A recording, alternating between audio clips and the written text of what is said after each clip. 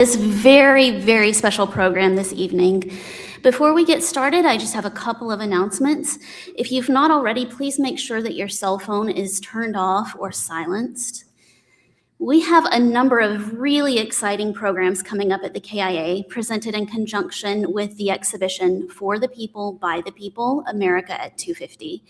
If you've not yet had a chance to see this incredible exhibition, we encourage you to stick around after tonight's program to explore it. Galleries will be open until 8 p.m. and admission is free. The exhibition will be on view until October 3rd, so you still have plenty of time to come back and bring more family and friends. Next Thursday evening, we'll be hosting an expressive arts workshop with local artist and art therapist Kim Shaw. This free program is currently sold out, but we do have a waiting list going. So if you are interested in attending this program, you can put your name down at the front desk after tonight's program. On August 26th, our Art Break program resumes with a lecture by Dr. Laura Smith of Michigan State University, who will speak about Indigenous erasure in 19th century American art, while also addressing works by contemporary Indigenous artists in the For the People exhibition. We also invite you to join us in September for a highly anticipated artist talk with conceptual artist Hank Willis Thomas, whose works Pledge, Community, and Love Over Rules are on view in the exhibition. Presented on the 25th anniversary of the September 11th attacks, Thomas's talk will reflect on love, language, and unity as tools for collective healing. This is just a small sampling of all the programs that we have in store for you in the coming months, and you can learn more about these and many other programs on our website. Please also feel free to grab flyers from our side table on your way out this evening. And following tonight's program, we also encourage you to fill out a short survey that you can find in hard copy on the side table, as well as online via the QR code that is posted there. We value your feedback as we continually work to develop quality educational programs at the KIA. I am now so honored to present tonight's speaker, Julio César Morales, who will be not only sharing a lecture with us this evening, but also DJing a listening party following the talk. Morales' artistic practice employs a range of media and visual strategies to explore issues of migration, underground economies, and labor on personal and global scales. His installation, My America is Not Your America, featured in the For the People exhibition, engages powerfully with these themes, using sound, image, and architecture to inspire reflection on the many ways that freedom in America is experienced, imagined, and challenged. Morales' artwork has been shown at venues across the US, Central America, Europe, and Asia. It may be found in private and public collections, including the Museum of Modern Art, the Los Angeles County Museum of Art, the Caddis Foundation in San Francisco and Paris, the San Diego Museum of Contemporary Art, the Houston Museum of Fine Arts, Deutsche Bank in Germany, and the Office of Art and Embassies. Morales has been written about in the New York Times, the Los Angeles Times, Art Forum, Frieze, Flash Art, Art Nexus, and Art in America. We are so honored to have him here with us this evening, sharing insights into his work. Please join me in welcoming Julio César Morales.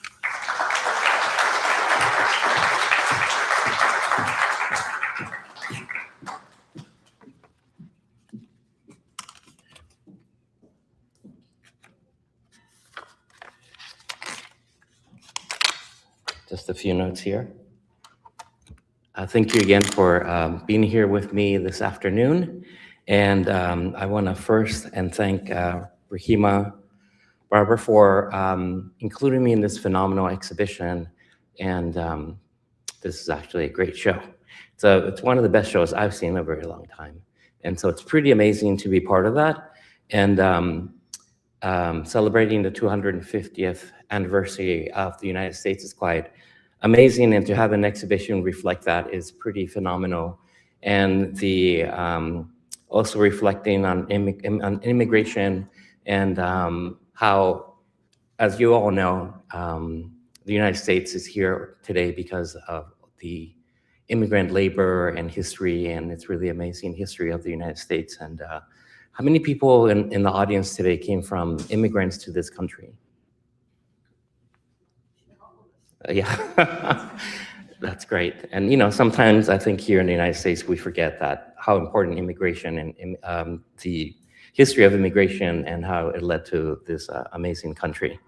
I want to start off by thank you again for the introduction. And as an artist, I am also an immigrant, and I come from Mexico, specifically from the border between Mexico and the United States, which is Tijuana in California. And as a very young child, I moved one block from Tijuana to San Diego. And essentially, the border plays a large role in my work. And a lot of the work that I do and create is based on my family's history and the history between Mexico and the United States. And my work is quite diverse because I come from a diverse background. And I do food-based projects based on historical aspects between Mexico and the United States. I do a lot of visual art connected to that. And a part of my exhibition and practice is also working with music, working with sound. And so today actually is the first time that I solely am creating a lecture on my sound-based projects. I'm not sure how many people have seen the installation inside. I did put in a couple of slides in here just in case you have not seen the piece inside. So I'll talk a little bit more about that as the presentation continues. So if we can go with the first slide.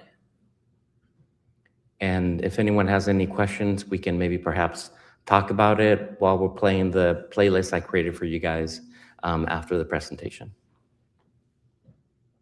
Oh, you know what? I have the clicker.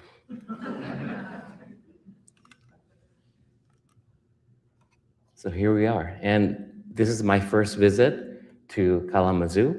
So I just arrived last night. It's a beautiful city and such an amazing museum.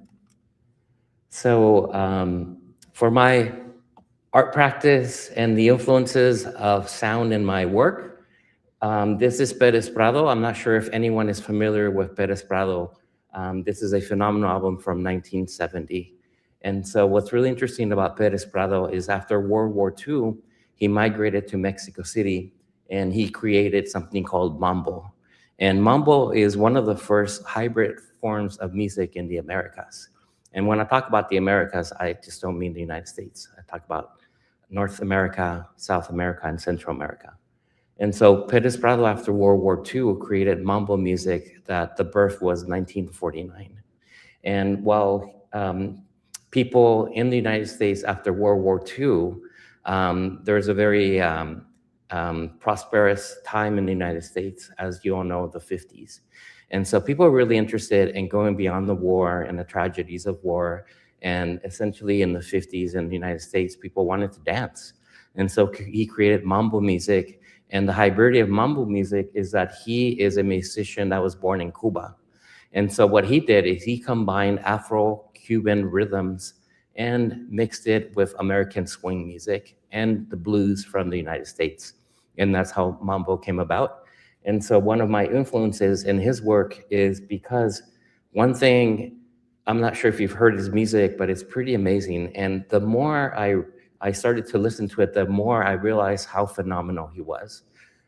Every 5 years, he would change the sound of his music, which was Mambo, as I mentioned.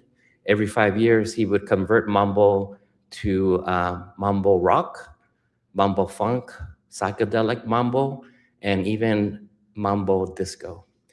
He died in 1987, and the next thing he was really interested was hard rock and heavy metal. So he actually was about to create heavy metal Mambo. And so he died at a very old age, and he was pretty amazing, and I love that idea. Like David Bowie, he would reinvent himself every 5 years. He would reinvent himself for new audiences. And in this one, he, in Mexico 70, basically he created Mambo funk music. So if you can imagine James Brown with Mambo music, this is it. And I actually DJed for the first time in a while in Oakland. And as soon as I played one of these tracks, there's about 6 DJs playing that night. They all came over and they're like, what is that? I can't believe that. What is that? And so his music's still incredibly powerful. But One thing he did live is he was, he was an orchestra leader. He had his orchestra. And what he did is he actually was part of inventing electronic music. You look at this guy and you say, electronic music, really, 1970? And that is correct. With his orchestra, he created these sounds that are very guttural. He was known for something called dilo, which means say it. And if you've heard James Brown, you hear James Brown always saying, hit it. And so he would do the same thing with his orchestra, but he would say, huh. And when he would say that, it meant that the drummer had to repeat what he was playing, or the horn players had to repeat a passage. So essentially, he was leading the orchestra through a sequence of events through his voice, which is the birth before sequencing basically was incredibly important in electronic music. So as an analog voice that he had, he really deconstructed electronic music before it was constructed in the late 60s and 70s. And so I'm gonna go on to the next slide. And so Perez Prado was incredibly influential to me as an artist and as someone who is really dedicated to listening to music. And the first thing I thought of in the early 2000s, I created a project that was myself, Julio César Morales versus Damaso Perez Prado. And essentially, I became really interested in the work that he did in the 1960s, which was Mambo Go-Go at that time. And essentially, I started to basically sample his music and create my own music based on his work. And beyond that, I was really interested, my childhood growing up in Tijuana, and every time, I don't know why, but every time it was my mother's birthday, I would buy her a 45 record. And in Tijuana, in Mexico, they would have listening stations. And this has a connection to what you see here in the galleries. And essentially, the listening stations in a record store in Mexico were all glass encased. And you could take a 45 or a record, they would open it for you.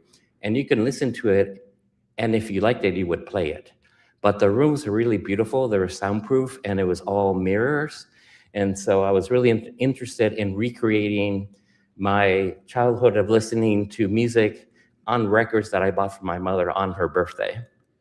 And so one of the things that my partner always makes fun of me is that I'm an immigrant, and I rely on what I call, or what people call as magical thinking.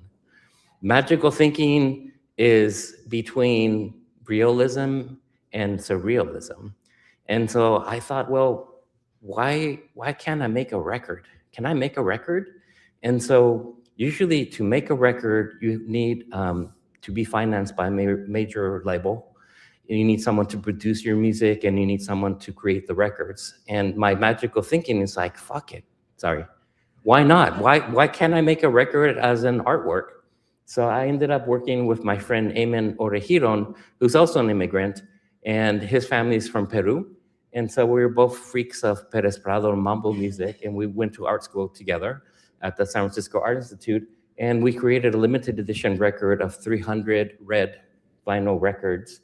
And I silkscreened everything, I designed it, and I found this guy in LA that was willing to make 300 records.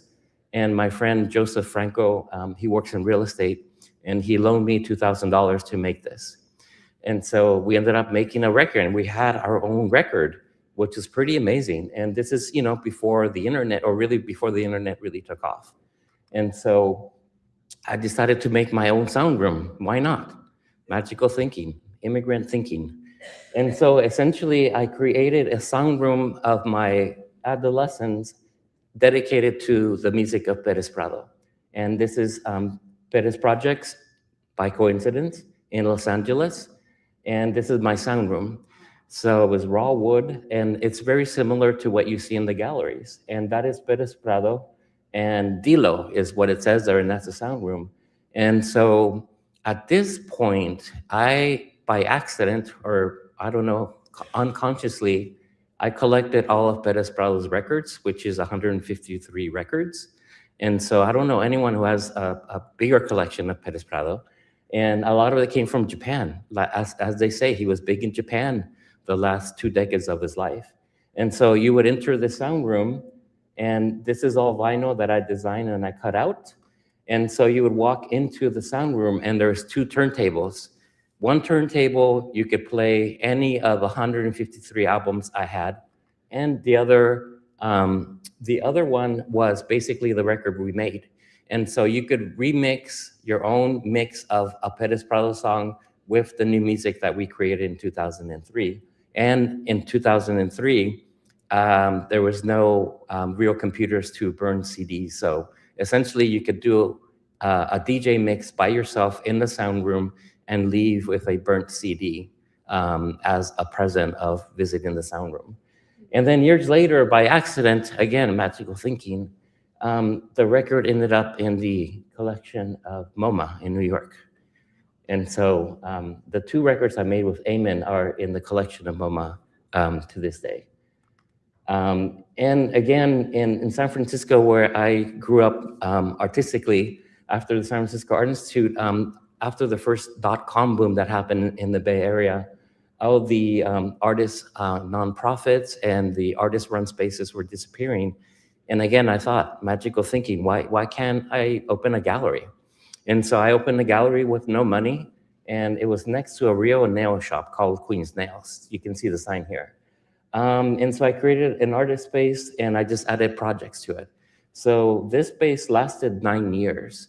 And all of a sudden, now I am actually a museum director as well as an artist. And this was the beginning of myself being a curator, and out of necessity and also by accident. And so all of a sudden, hundreds of people would come to see the shows, and important curators came, and I started being invited to create art exhibitions all over the world. And again, this was just out of necessity, thinking that there needs to be more accessible galleries in San Francisco. And so hundreds of people would come to see the shows. And as I was creating this exhibition, I was really interested in subcultures. And this is a scene from a place in Mexico City that's a swap meet every Saturday. And essentially, this has been going on for 50 years. And so this is a rock and roll swap meet. And essentially, in Mexico, to buy a record is the same cost as you buy a CD here, which in the early 2000s, it was about $16. But a Mexican working a regular job makes about $20 a day. So it's too outrageous to spend all your day's wages on a CD. So this was pirating out of necessity. So people would get together and they would exchange music. It started in the late 70s, early 80s, and people would exchange records. And then it went on to pirating. So they started pirating music out of necessity because it was accessible. You could buy a Beatles record for $1. You could buy a Sex Pistols album for $1. And essentially everything you see here is not official. Everything are pirated versions of real commodification of musical outcomes of bands that you see Iron Maiden here. And so I was really interested in the way that this came about as a form of community. And this really is a community gathering. But instead of what you think of as a community gathering, it's punks, it's deadheads, it's heavy metal people, punk rock. And so I was interested in this subculture. And so I met some artists from Mexico City that were also influenced by this project. And I ended up curating one of the shows at Queen's Nails called Queremos Rock. And this was basically artists who used the swap meet to create artworks. And a lot of these artists are pretty well known now. And this was the first exhibition in the United States by their work. So essentially, this is one of the first shows. And again, the influence of music in the work that I do, as a curator, as an educator, and as an artist. And from there, I decided to make a record label for the gallery. So it was called Queen's Nails Records. And this is Eamon Orejiron's first musical release. And this was called Los Cremators. And again, I created really unique records, or these were CDs, but they're all custom silkscreen. They're really elaborate because we're artists. So what we can do is we can't spend thousands of dollars on a record and pressing a record. So we would rely on ourselves and ask other artists in San Francisco, can you do a silkscreen of this very cheap CD cover, and this was incredibly special. And we did editions of 100, and like in a chopo, they were $5, so anyone could buy these. And so this is one of the pressings, and you can see it's a 2-folded CD, and this is the design, and you would get a poster when you opened up the CD. And so this is another one called from artists. And so basically the record label was for visual artists. And this group, I'm trying to remember the name. They're, God, I can't remember the name, but there's 2 very young artists in San Francisco. And this again was a fold out of a CD that was silk screened. And these artists went on to work with the Kronos Quartet. I'm not sure if you know them. But, you know, and again, these were art objects. So you could buy art for $5. You can buy them for $10. And now a lot of these are worth hundreds or even thousands of dollars for other collectors in the field of collecting art. And so from there, I ended up working again with my friend Eamon, and we created a collective called Los Hijackers. And so Los Hijackers, this is us, and again, a custom-made silkscreen poster. We're really interested in underground culture and music from the Americas, and also in San Francisco, where we were at that time. So we ended up creating a series of art, sound, and video projects. And so one of the ideas that we had is we're really interested in street musicians. And that's something very unique to almost any city in the world. There's always street musicians playing some kind of music. And so we created a project called Migrant Dubs. And so we were asked to be in an exhibition by LACMA, the Los Angeles Museum of Art in Los Angeles. And we gave them this proposal. As the exhibition travels from Los Angeles to Latin America to New York, we want to follow the exhibition and find street musicians to collaborate at every city and create a video and create a new listening and video station as the exhibition travels. So this is us a very long time ago, and we are recording someone called the LA Boys with a Z. And basically these are family members that is an all-boy band, and they did really amazing covers from Latin America and from the United States. And Eamon saw them playing in downtown LA. And we decided to go to the rehearsal space and make a video, a documentary of who they are and the music that they produce. And so here you can see in the text, it traveled to Museo Tamayo, Mexico City, Museo del Barrio, New York, and also to Texas. And by the time that the show ended in New York, we had captured 5 different street musicians that we made short documentaries in the sound room. And we also designed the sound room. And this is us painting and creating the sound room. And I was really interested in creating another sound room, but with mirrors. And so these are all mirrors. This is a 10 by 10 foot listening and viewing station. And you can see it here. Finally, it's created and being shown at the museum in Los Angeles. And we had our name, Los Hijackers, designed and placed here. And you could walk around it. And the beautiful thing about mirrors is that it absorbs the whole room. So at the same time, it sort of disappears in a way. And so it's reflecting all the work around the exhibition. And then you can see a little sliver, and that's actually the door, the same design that you see at the gallery here. And as you walk in, you can sit and watch the documentaries as the exhibition progresses from city to city. We keep adding videos to it. And so this is a couple of the video stills from the documentary that we made. This is one of my favorite bands that we found. This is a blind cumbia band in Mexico City. So we found them on the street outside a popular metro stop in downtown Mexico. And they were just phenomenal musicians. And so we just asked them, can we do a documentary and a video about you guys? And we actually made a CD with them that they actually sold in their stall. So essentially they're street musicians, and as street musicians, everyone takes donations to make a living. And that's how they would sustain themselves, is by donations and being street musicians. And it was a really amazing experience working with them. From there, you can see the lineage and some jumping time here from the mid-2000s to today.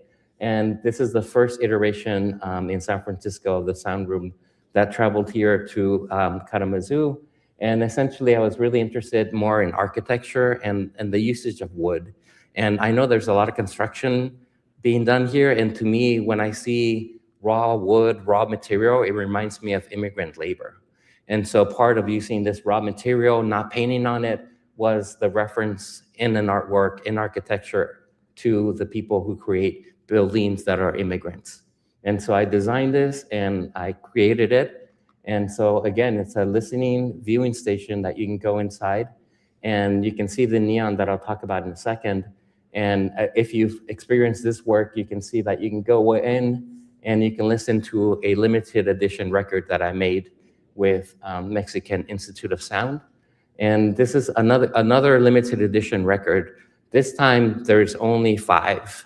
And essentially, Mexican Institute of Sound is very well known for production of different artists' work, from musicians like Beck to Metallica, to their own practice where they have really amazing musics where they mix electronic music with cumbia, with mambo, and it's really amazing music. And so I asked Camilo, who is the producer, if we could remix one of his tracks. And I always love a track he made called Your America Is Not My America. So in a way, it's a protest song.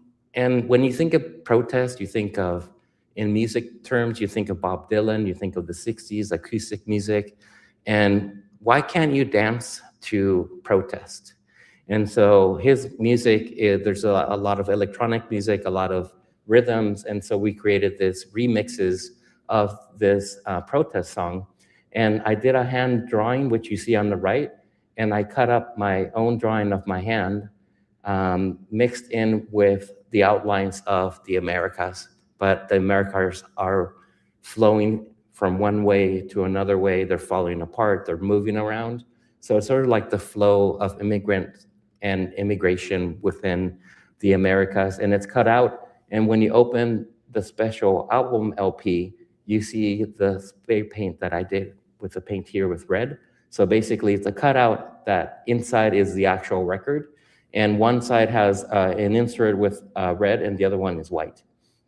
So we ended up doing 5 records, and actually 6. The 6th one is in the sound room right now. So side 1 is a remix of My America Is Not Your America, and side 2 is Not Your America, is what it's called.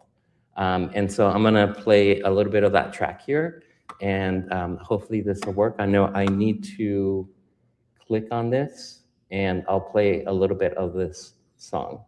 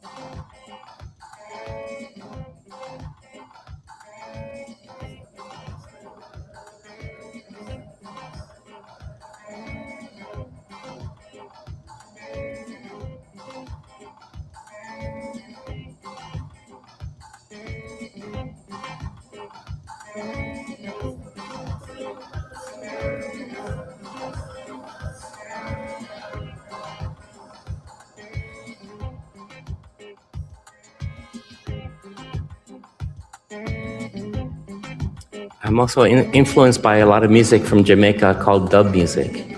In dub music, they use a lot of reverb, a lot of delay. And to me, delays are almost like a third spatial instrument. And so a lot of dub sounds are in this remix.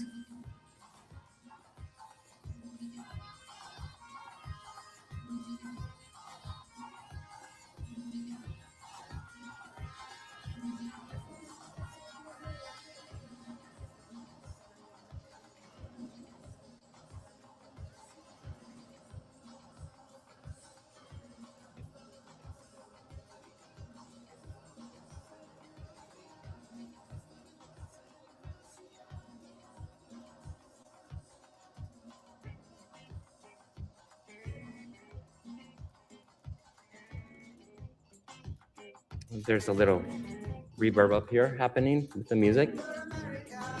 And so this is another band that you see from the previous project in Mexico City. This is the Blind Cumbia Band, and in Mexico City, there's one of the most famous bars that has been around for more than 100 years, and this is actually a bullfighters bar, and they have a lot of relics from bullfighting in Mexico City. They don't do bullfighting in Mexico for a long time, but we ended up recording the cumbia band here, and there's are a couple of images. And again, this is actually another art project, and I started something called Club Unicornio, and this is actually one of the first bars from my hometown, Tijuana, that existed during Prohibition. And so during Prohibition, a lot of movie stars from LA would go to Tijuana because they wanted to dance, drink, and have a good time. So during Prohibition in the United States, a lot of movie stars like Mae West, Lauren Hardy, a lot of really amazing artists would go to Tijuana, and this is one of the first bars that opened. And so I loved the iconography. This was outside the bar itself. So I recreated this as an architectural drawing from the neon sign that was outside of the bar. And one of the things about growing up in Tijuana is that I grew up in the red light district. So I've been working with neon for about 20 years. And a lot of it, again, has to do with my experience growing up in the red light district in Tijuana, surrounded by beams of light, surrounded by really beautiful graphic images of different types of neon. And so I decided to create neon. And I worked with a neon studio in San Francisco for the last 20 years to create all the neon projects that I do. And so as I mentioned, when I opened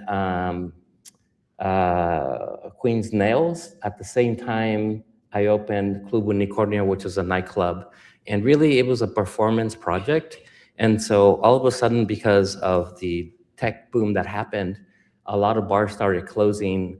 And so and when I was a student, I remember walking the streets of this Latin neighborhood called the Mission District. And all of a sudden, you weren't hearing those sounds bleeding onto the sidewalks anymore.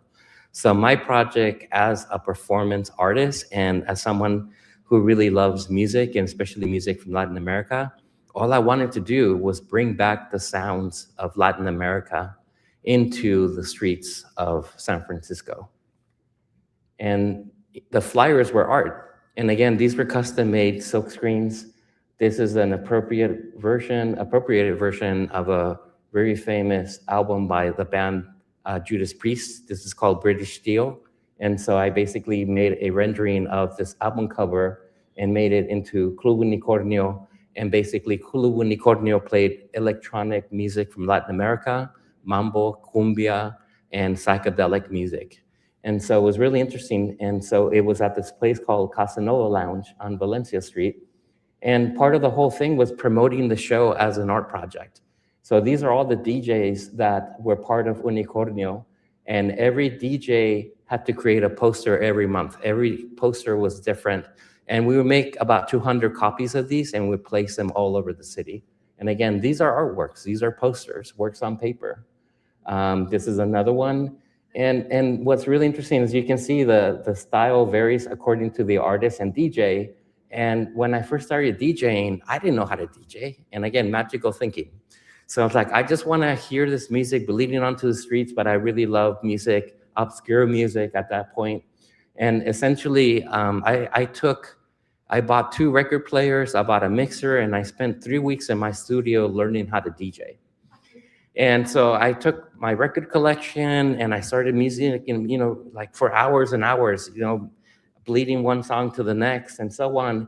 And the first time we DJ'd, I was in this nightclub, and I remember 3 weeks of practicing, and I just look at the crowd and I forgot what I've learned in 3 weeks. But what I really learned is about reading people, reading a community, and playing the right tracks. And so everything went out the window, and I just looked at the people and who wanted to dance, and I played music according to a call and response, which is very popular in jazz music, especially in experimental jazz music. as a call and response between musicians and the stage. And so the stage all of a sudden becomes a collaboration with the audience. I'm playing music, and the next music, someone dances even harder, and I play another track. And so as a DJ, you try and build momentum. So you try and build until all of a sudden, you never want to start with a big track that is booming. You want to start slow. So I don't know, it's almost like sex. You want to do foreplay until you get to the goods, or whatever you want to call it. So you want to start very slow, and then all of a sudden you have these tempos.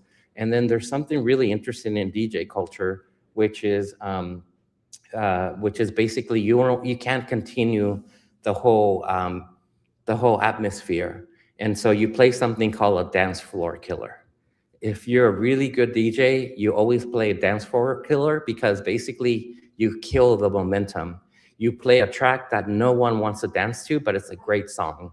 But that just enables you to, again, bring up the rhythms, bring up the sounds until you get to that ecstasy kind of level again. So remember that when you want to ruin a mood, dance floor killer. And all of a sudden, I did this for about maybe 4 months, and it was on a Monday, and no one would show up. And then all of a sudden, all the busboys, all the people working in kitchens, after midnight, they would show up. And those were all immigrant people working service jobs in restaurants. And they would come over and they're like, wow, I haven't heard this music since I lived with my mom and dad, and so on and so forth. And all of a sudden, it got super, super popular. And they got so popular to the point where I couldn't stay up to 5 a.m. and go teach the next day. And so, and then all of a sudden, I got emails from record labels, and they're like, "Hey, can you promote the next Mano Chao record? Can you show or play this music?" And all of a sudden, in New York, Chicago, and Los Angeles, the same kind of clubs started to happen. So it became very successful, but I couldn't keep it up. It was a dance floor killer in a personal life. And so we decided to create another record label. And this record label was called Unicornio Records as an artwork. So we ended up working with musicians and artists to create limited edition 500 runs of vinyl records. And this is my artwork here. This is part of the show that was at LACMA. And so these were part of we did about 4 albums, and they all sold out. And so we created a record label based on our love for club music. This is the last record that we made, and we couldn't give it away. This is a very popular band now called Chicano Batman. And I remember being in my house, and I had boxes of the records, and no one wanted to buy them. And all of a sudden, they got really popular. And my friend, again, Joe Franco, who's a realtor, who has money, he paid for all the records. And so all of a sudden, he's like, "Hey, can you give me those records back?" When they started getting, and so now this record is worth $500 on eBay. And so we actually ended up giving the master tapes back to the band, and they re-released their own music. They even did like commercials for Johnny Walker whiskey, and they played for thousands of people. You can look them up after the lecture. And so this was the last record that was a failure. And later it was a huge success. It was the most popular record we ever put out. And they're really amazing. They play psychedelic rock, garage rock music. And then we had this weird conversation with one of the directors, or the director of fine arts at the San Francisco Museum of Fine Arts. It's actually Museum of Modern Art in San Francisco. Has anyone been there in the audience? So we had this crazy idea, and we're like, "Hey, can we take over the museum for a night?" And we recreated our Club Unicornio for one night. And we invited writers who lectured on this phenomenon in Mexico City called pointy boots. And basically, you can see the picture here. And the boots is customized music, and it was a subculture where people in the interior of Mexico started to make music where they would mix Aztec rhythms with electronic music. And part of the whole subculture is they would modify their boots. So I'm going to show you my boot. I love boots. So this is my boot, right? So in order to be part of the subculture, you would actually take your boot and you would take a garden hose, paste it here and extend it. And then you would paint the whole thing. And it was part of this really crazy dance. And part of like, can you imagine music from hundreds of years ago that the Aztecs would play? And imagine someone would come with a synthesizer and a drum machine and add music to it. That's what happened here. And so we had actually a historian from a university in Los Angeles, Moy Medina, and he did a whole lecture on the history of Aztec music up to electronic music and this movement. And so this is part of what was happening at the San Francisco of Modern Art, Pointy Boots and Dirty Menudo. So the whole project was called Double Grooves and Dirty Menudo. So Double Grooves is an amazing, something that not many people know unless you really are a collector of music or a musician. So in a record, you have the grooves, and when you put the needle down, it basically guides the music, correct? So a double groove is a groove within the groove. So depending on where the needle lands, it'll play one song or the other. So it's used to have hidden tracks, like the Beatles did it, and other bands did it. And so essentially, wherever the needle lands, it'll play the hidden track or it'll play the track that is on the album. And Dirty Menudo is something my mom would do. And Dirty Menudo, and menudo is really also food that comes for hundreds of years in Mexico. And Dirty Menudo is when you mix pork with chicken. And it's a stew, it's a spicy stew that's been around for a very long time. And so we decided to call this project for one night. And then we didn't know if people were gonna show up. And like Club Unicornio, you never know how many people are gonna show up to listen to music. And all of a sudden we go outside and there's a block long to get into the SF MoMA. And here's Moy giving a lecture on Dirty Boots. And it was amazing. So we did it in the Calder section, and Eamon and I did a remix of music and video as well. And we decided, well, how about if we make a live record in the entryway? And so we invited these musicians from Puerto Rico. And basically, I wanted, I'm not sure if you've ever experienced a recording in a studio. And so basically, there's a lot of like, so essentially, like, you know, you have like Kristen's over here. She's doing the AV. So this is, imagine this is the recording room. We are the musicians. There's someone back here producing and doing the recording.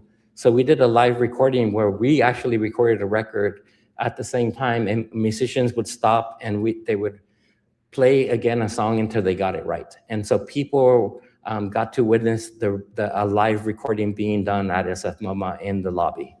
And we actually did a record, which is pretty amazing.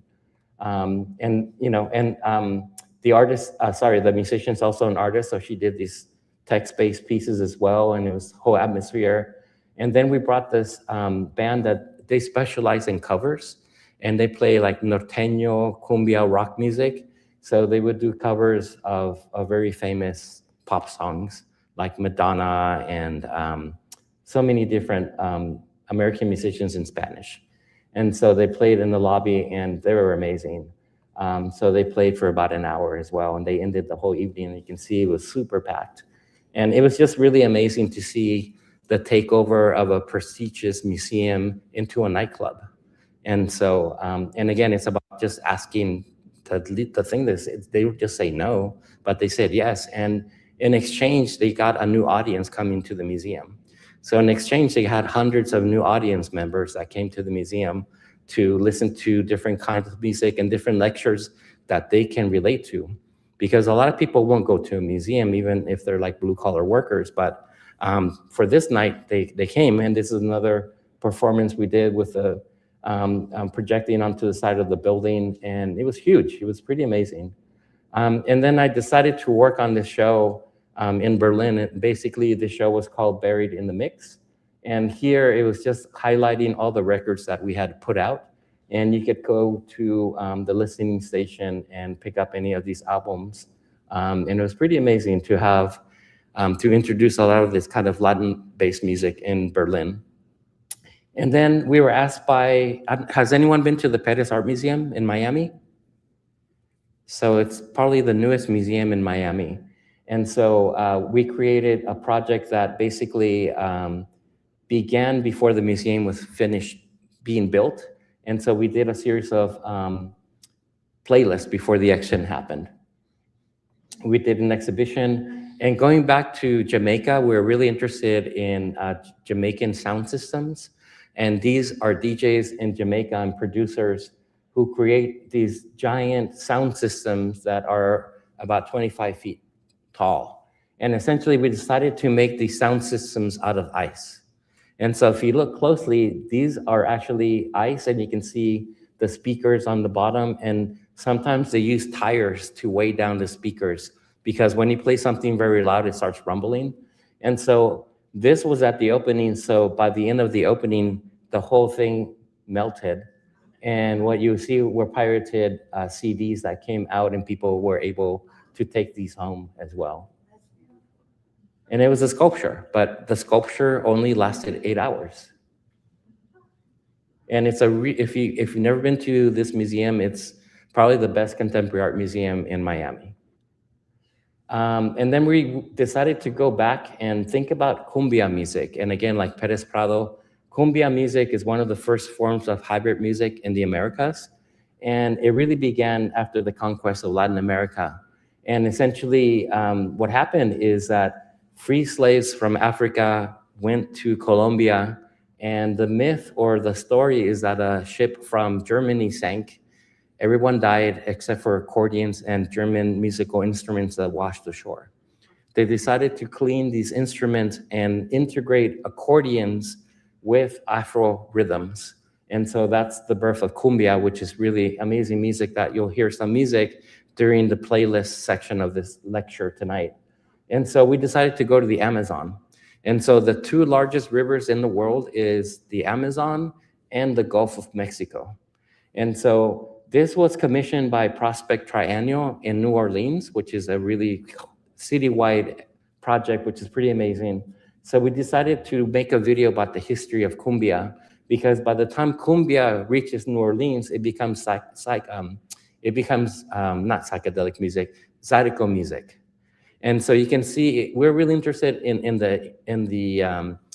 the hybridity of accordions with Afro rhythms, just the way that Perez Prado did in the beginning, and how that morphed to different kinds of music in the Americas, including the United States.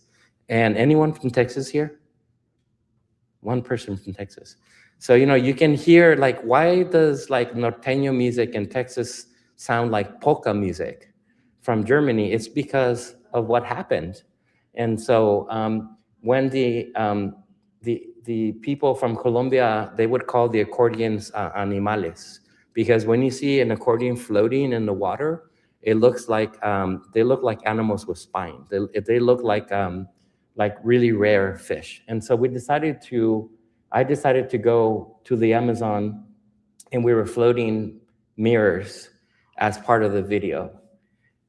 And so these are video stills. And the Amazon is super, super beautiful and super dangerous. You have the piranhas and you have but it's such a beautiful, magical place. So we ended up going to the Amazon to basically know our land and to finish videos. And then this is the accordion I found from the 18th century. And so the video is about the life of an accordion in the Amazon. And these are a couple of the video stills. And then the video gets dragged into life in an urban environment. So you can see from the sides of the accordion, when you flip that over and you float it in the ocean, it looks like a prehistoric fish. And these are video stills. It's actually one of my favorite videos we've ever done. And here you can see the installation. It was in 2 channels. And on the right-hand side is the video from the Amazon. And then on the second channel video is imagery of New Orleans coming in from the Gulf of Mexico into the 9th Ward in New Orleans.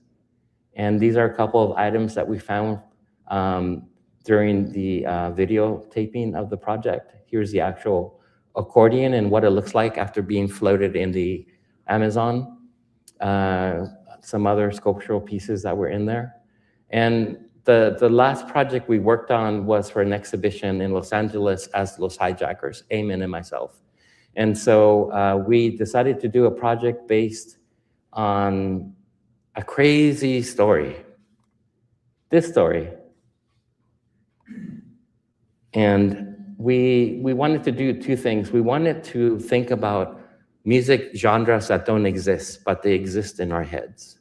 But they don't really exist as music, but we were interested in these different kinds of genre of cumbia music.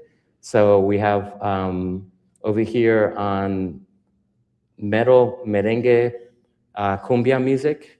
On the right, we have psychoanalytic cumbia. We have cumbia consciousness. And then on top is chorizo dance hall music. And so in the middle is, what does that say? Minimal mambo. So basically minimal electronic music with mambo and cumbia music. And this one is the funniest one. This is tropi golf.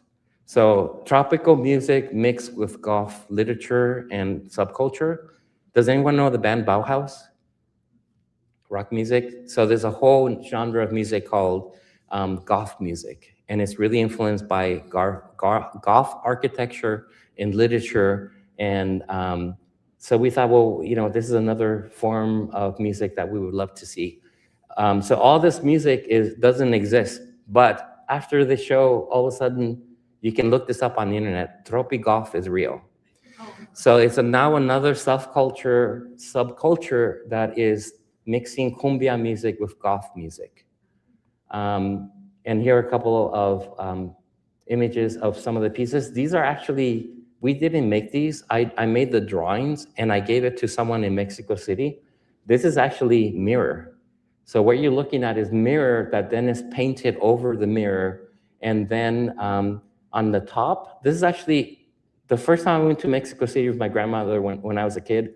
I love, you know, like neon, I love signage. And I love the signage that they use in taco shops in Mexico City. And this is the iconography of taco shops in Mexico City.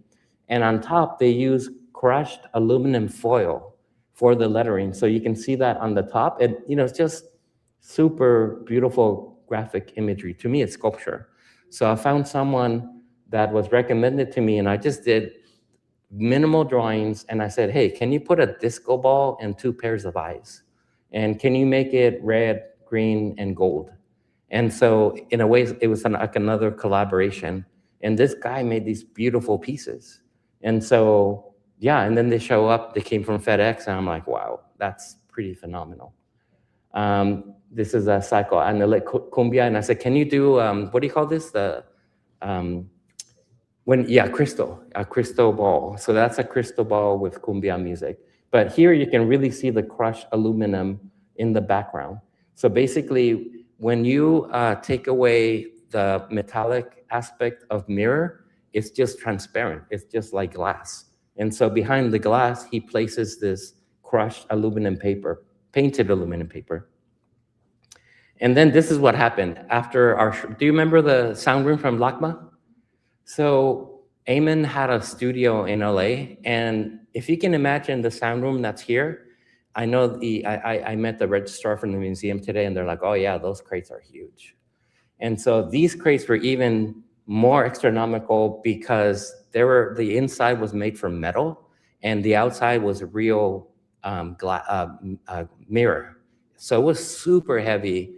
And at one time, LACMA was gonna buy them for their collection, but they're like, they're too big. The director said, they're too big and they take up so much storage. We can just recreate them for the cost that it's gonna be to store them. And so Eamon left them in a studio in LA. And he moved out, and the landlord, he basically played a trick on the landlord. He just left, and he left the crates with the artwork inside the crates. And the landlord, I think, was selling the building. And he's like, whatever, I'm not gonna say the word again, but you know, like, what's this work and why is it here? And then he saw that the stamp on the crates, like if you ever see crates, they tell you where they're from. You know, like the art center here or whatever, they usually put a stamp on it. And so it said, Los Angeles County Art Museum, and it said Museo Tamayo, Mexico City, Museo del Barrio, New York, and it had everywhere it's been. And so the landlord decided to go to Craigslist, and he said, free art from LACMA, come and get it. And so there were huge crates. And then this guy that we've never, ever known before, Enrique, he moved to LA and he has his own really amazing story that I'm gonna play maybe 10 minutes of.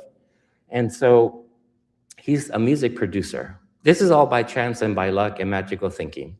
And so essentially, he looked at this listing and he was in a point in his life where he wasn't doing well as a producer in LA after moving from Mexico City. And so he was thinking, well, maybe I should just go back to Mexico. Like, I'm not making it in this town. And then he saw the Cube, and then he did some research, and he's like, oh, these Latino guys made this sound room, and it looks like a recording studio to me.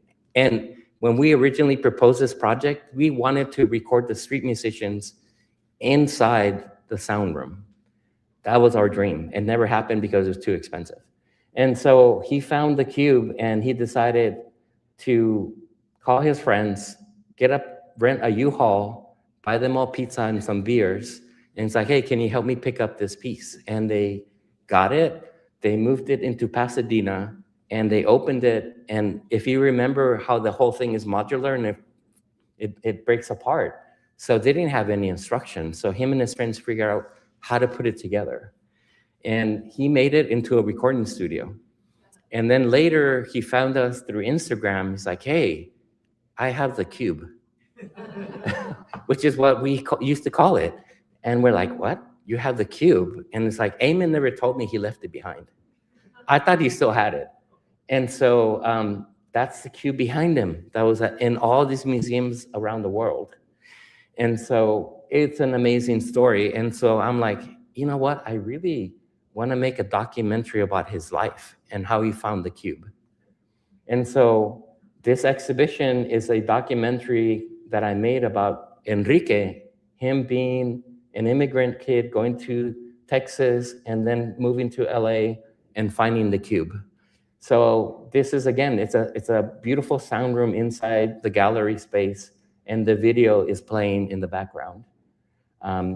So now I'm gonna play you the first 10 minutes of this video, and he talks more about the video, about finding the Cube. And eventually, we're really good friends now. And he also is a super well-known DJ in Latin America and in Mexico. And when I was working on this documentary, I didn't know how to finish the video. And he calls me, and I was in Mexico City, and he's like, hey, I'm in Mexico City, I'm DJing tomorrow night. And so I'm like, that's how the video is gonna finish. So I went to where he was DJing. I didn't bring a camera, I just brought my cell phone. So the whole video, because I'm not showing you all of it, but you can get the address here to see it, it's on Vimeo. And basically the documentary finishes by him being videotaped on my phone in this amazing nightclub in Mexico City. And you can see the crowd going crazy. And he usually plays for a couple hundred people, and people sing along because they're famous songs from Mexico. So let's see if this works. I'm gonna go here, and I'm gonna play the first 10 minutes. And it's interesting because the video begins from the original video we made for LACMA.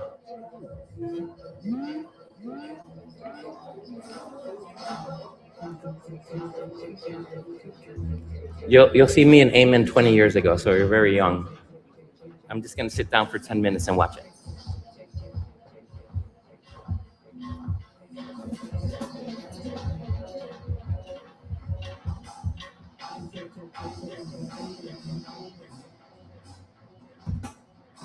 So it's actually a documentary of us making the original Cube that you see in the center.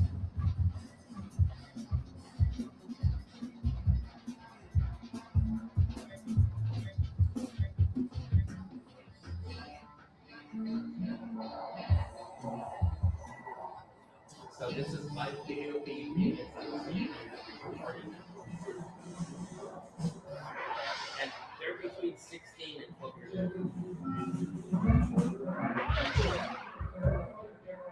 This is the introduction of the Cumbia.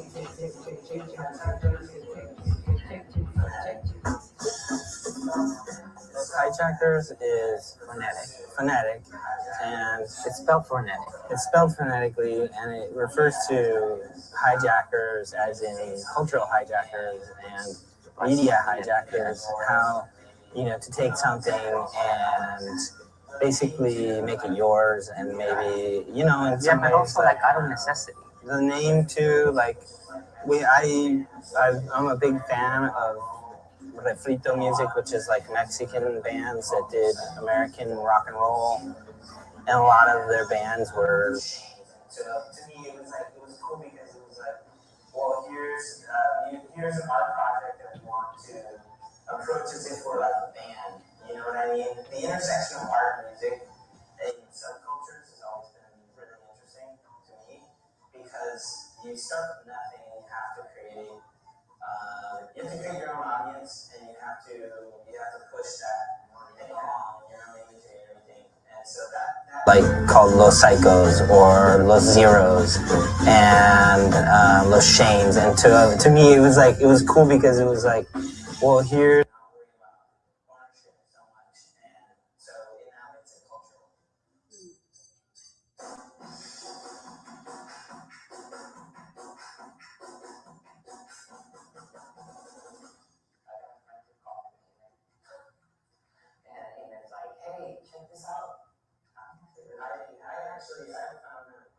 I was riding my bike downtown at down towards my studio, and I heard the music, and it sounded amazing because it was kind of reggaeton, but then it was like shit really quick, cumbia, and it's just a rock song, and it was kind of echoing off the buildings, and I kind of found my way over to where it was. It was the LA boys, and it was all these kids, and they had all these groupies, these girls, these like elementary school girls. So I was like, wow, these guys are amazing. And I was just like, if there's any way we can ever do it, I want to work with these guys to do something. And then when Found Sightings came up, Julio said, hey, how about if we bring in this idea of having the policy? And then that's when I mentioned the migrant dubs, which then we kind of melded it with what you had done earlier with the recordings, from the lower records that we worked on together. Based on the style movements and what we say again.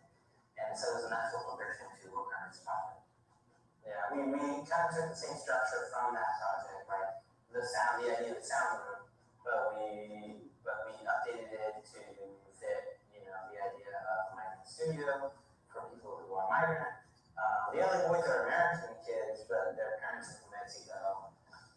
So that kind of fit into the kind of psychology of it, right? And also they're boy band. Yeah, one of the most exciting parts is that we get to travel before the show opens in every city that it's going to.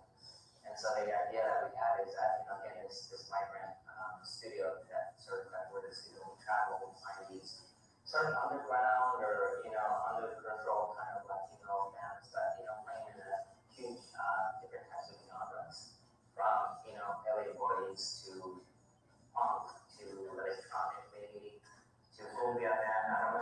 We don't know what we're finding. That was a documentary that Lachman made before the show on us. This is the natural email.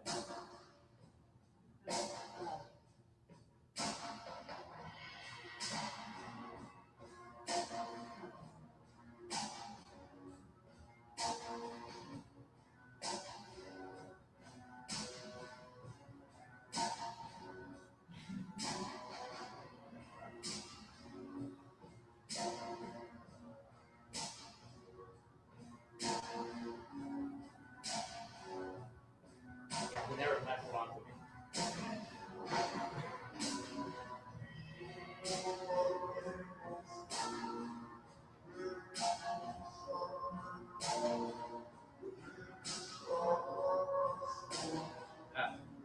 The work was being sold for $80,000.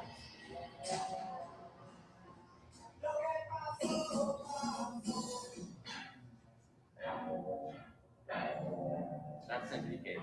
Was by the name DJ School.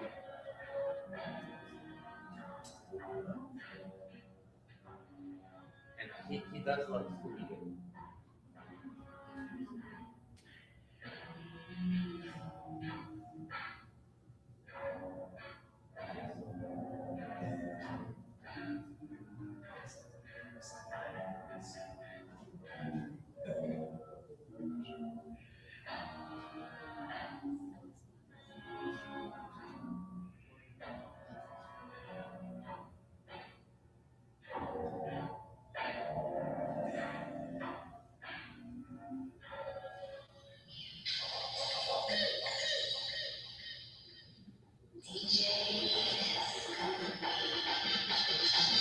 This is packaging on the backyard.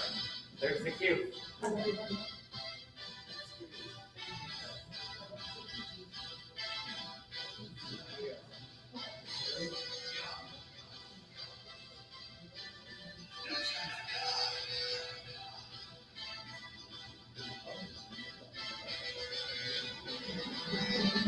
He's a serious character. He's like 6'4" and there's a chihuahua in the water. Hola amigos del planeta Tierra, soy Enrique de la Padilla. I'm a music producer from Morelia, Michoacán. Live in LA right now, and we're in Pasadena, California, out of all places in the Cube. I've been here for 5 years, and the whole 5 years that I've been doing this, I've been working on these projects that found me. I couldn't say that I found it, but it definitely found me. So I guess it's a little bit of the story. This is my dog Pierre, comes with me everywhere. And welcome to the legends of the Cube. I came here with not a lot of ideas. I came from Texas. I had just made a record of a band that is from Malaysia. I thought it was good enough. It was a great record, and it was like a good start to get introduced into the scene of LA. It's a band from LA, so I decided to move here, and I really didn't have a lot of purpose. And I performed magic ceremony. I'm very into psycho magic, and I guess before I even knew it to be called a psycho magic, I just did it by intuition. We started chatting. There were kids that were my age, and they were like, "What do you do?" And I was like, "Well, I just moved here. I don't really know what I'm doing, but I just like felt that I should come and see what's going on. I'm a producer from Mexico." Instead of he uses one of them, my friend Chris Rodriguez, was like, "If you're a producer from Mexico, I think that you should check this thing out." We were looking, him and his roommate Ty were there. He was like, a couple of days ago, we were looking for a couch in the free section of Craigslist. And we found this cube made of mirrors that is supposed to be an art installation that was in LACMA like 10 years ago. And we Googled it, and it looks very legit. And the two guys that made it are Mexican. And they, from what we read, it seemed like they were trying to make a recording studio. The guy from the warehouse said that he was going to throw it to the trash, and nobody picked it up, and he made it very easy to us to get it. So we just went there, and he put it with forklifts in our driveway. But we don't know what to do with it. We just like wanted to rescue it, and just didn't know what to do with it. So something in me decided to follow this lead.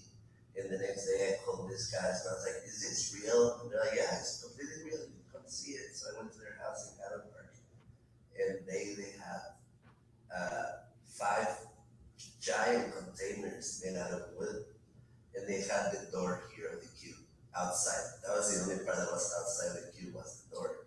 So I saw this giant like glass door, and I was like, okay, this is it. I was house sitting for Matt here. He was on tour in Europe, and I came here and I just Googled the whole history of the cube, and it was just like. That's when I got introduced to the whole hijackers thing. You know, it was like that's when I started like seeing most of you guys' work, and I started like following Amon on Instagram because he said lengua, and then I saw that he was hanging out with some people that I knew from Mexico, like Camino Lara and stuff, and I was like, oh, was he involved in music? He was involved in music then. Like, I was like, so there is definitely like a trajectory for this to be a studio. And then I saw Julio's stuff, and I started learning that they were like very like legit artists, no? And it was like the like last confirmation we needed to be like, okay, so this is like something that matters a lot. I called Matt, he was in Europe, and I was like, hey, I don't really know how to explain this. There's this art installation that was in LACMA, and it was in Museo Tamayo and like Museo del Barrio, and I just feel like we really need to make this work, and I would like to make it again and make it a recording studio. I need a place to work, and you know, at the time, like I really didn't have like a lot of plans of what was my purpose to be here, and it really felt like that was it. You know, like it felt like the ultimate objective, you know, of like, okay, like we have a mission, and we had, you know, we put all the grades here. And I was like, cool, now what? You know, like what? How do we build this thing and start opening the grades? And I was like, every piece came separate. It was just squares.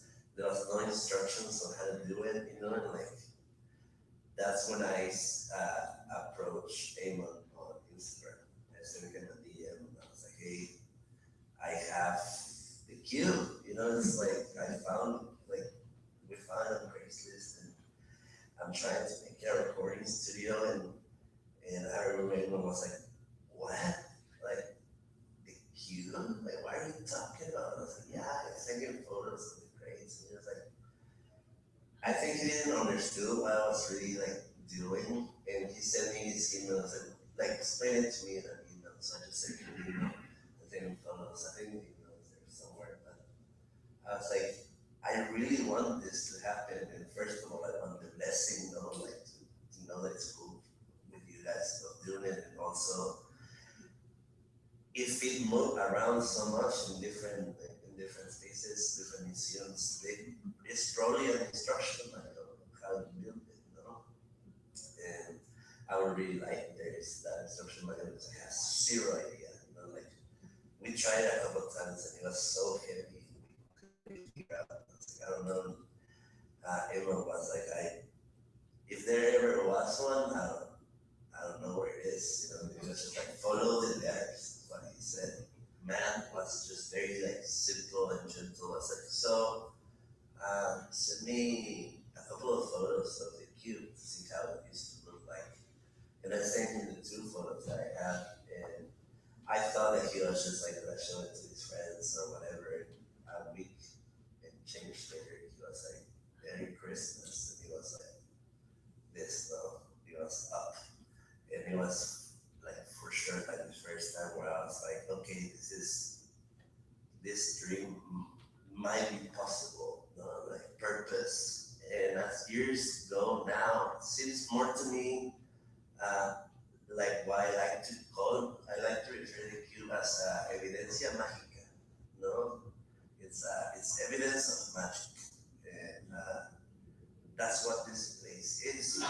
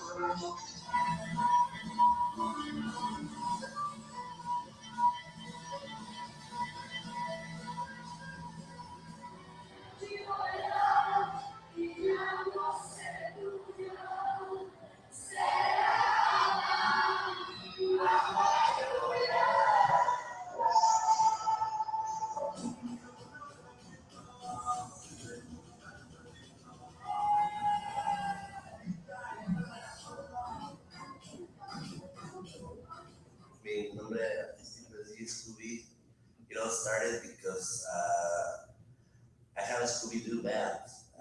I have a Scooby-Doo theme band.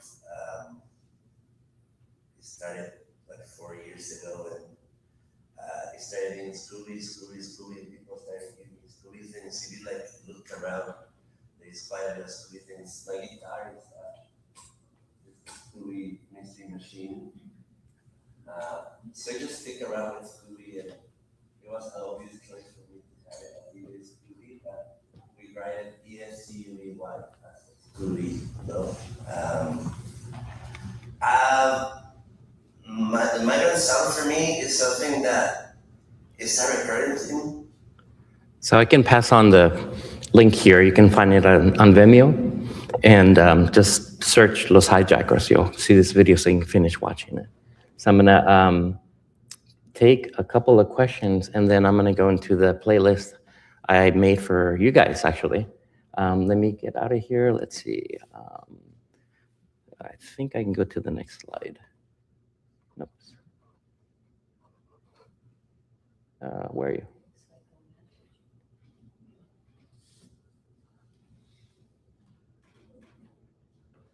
I know we this might happen, but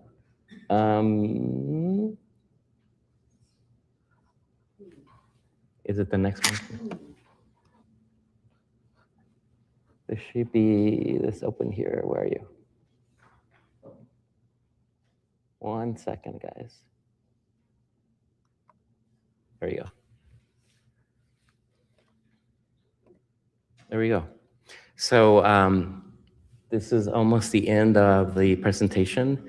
And so if there's any questions that you'd like to ask, that'd be great. And then we'll go on to the special playlist for you guys. Any questions?